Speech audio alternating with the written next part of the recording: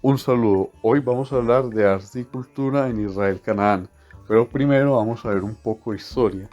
Sabemos por sesiones anteriores que Israel estaba bajo dominio egipcio alrededor de 1400, donde se produce el éxodo y luego se crea el reino de Israel. Para el 1100 destaco por ejemplo a Salomón, que manda a construir su templo y en ese templo participan muchos artesanos y escultores fenicios. Para el 722, Oseas es derrotado por Salmanasar V y la zona de Judá pasa a ser parte del imperio asirio. Para el 580, Nabucodonosor II toma posesión de estas tierras y exilia a todos los pobladores y destruye el templo de Salomón a la zona de Babilonia. Para el 530, Ciro II, un rey aquemenida persa, toma de nuevo posesión de estas tierras y repatria a los judíos, digamos, de nuevo a esta zona. Es importante hacer este análisis preliminar porque vemos que hubieron muchos contactos en esa zona de varias civilizaciones y vamos a ver cómo se manifestaron esos contactos en el arte y en la cultura. Hay dos elementos muy importantes para la cultura de la zona de Israel Canaán en este periodo. El primero es la historia y el segundo es la religión. Recordemos que en el periodo del reino de Israel se empiezan a crear esas figuras de identidad. Consideremos al sumo sacerdote, por ejemplo, que era un tributo a la historia de la región y también, de cierta manera, una forma de ver, digamos, lo apreciados que eran esos materiales dentro de la parte material y la cultura material. También se crean símbolos como la menorá, que representa las 7 ramas del conocimiento en los tiempos de Moisés, y desde hace algún tiempo antes se conocía el shofar, que es dentro de la parte musical y de fiestas es muy importante, ya veremos eso. Hay influencias de otras culturas, por ejemplo la egipcia en la parte del queprés de la vestimenta por algún tiempo. En el periodo del exilio de Babilonia existía dentro de la parte gastronómica la torta de trigo e higo.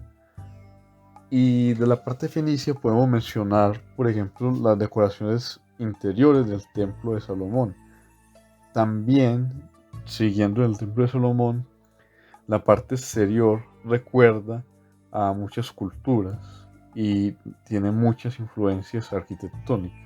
Dentro de la parte de fiestas podemos mencionar algunas que se celebraban en conmemoración a varios eventos. En esta época tenemos, por ejemplo, el Rosh Hashanah, que celebraba el Génesis y como vemos está relacionado con el shofar, este instrumento. Tenemos también a la parte de el Shabbat, que es el Pentecostés, que es una tradición antiquísima, pero luego adquirió un significado diferente en la religión cristiana. Tenemos el Pesaj o la Pascua, que celebra la liberación de los israelitas de Egipto. Y por último, un último ejemplo está el Tisha B'Av, que es el día de luto y celebra, o mejor dicho, conmemora la destrucción del segundo templo de Salomón. Ahora que hemos visto la cultura y tradiciones de los israelitas, hablemos del arte que muestran sus restos arqueológicos. En cuanto a la cerámica israelita, podemos notar que es de un solo color y la forma es más bien simple. Siguiendo el estilo es como se puede saber que estas de aquí son copias de la cerámica griega y que estos patrones tan coloridos y el contraste de colores fríos y cálidos no corresponde con la cerámica israelita. Ahora hablemos de las artes que se evidencian en los restos israelitas y que aún se practican, de una manera u otra. Además de arte abstracto, hay figuras que representan animales, objetos o personas. Los músicos también parecían muy populares en la época, lo suficiente como para tener sus figuritas coleccionables.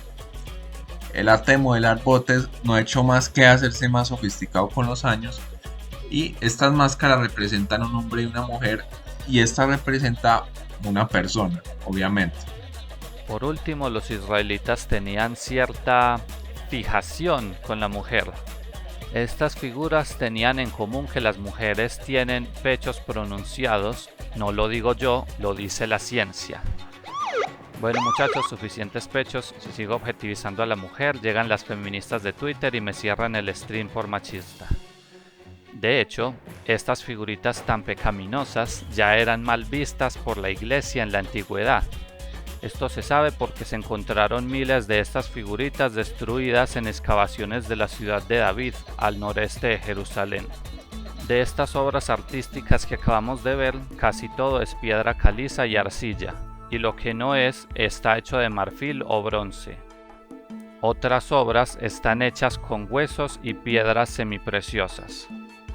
Por último, una obra artística que vale la pena volver a mencionar es este león de marfil, ya que el marfil era un símbolo de poder.